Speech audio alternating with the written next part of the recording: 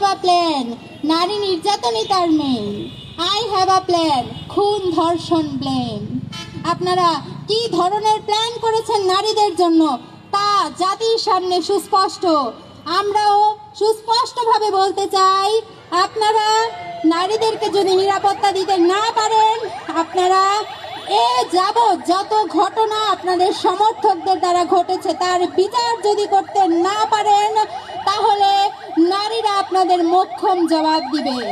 যেখানে দেশের অর্ধেক ভোটারই হচ্ছে নারী, সেখানে আপনারা নারীদের প্রতি কোনো ধরনের সম্মান প্রদর্শন করছেন না।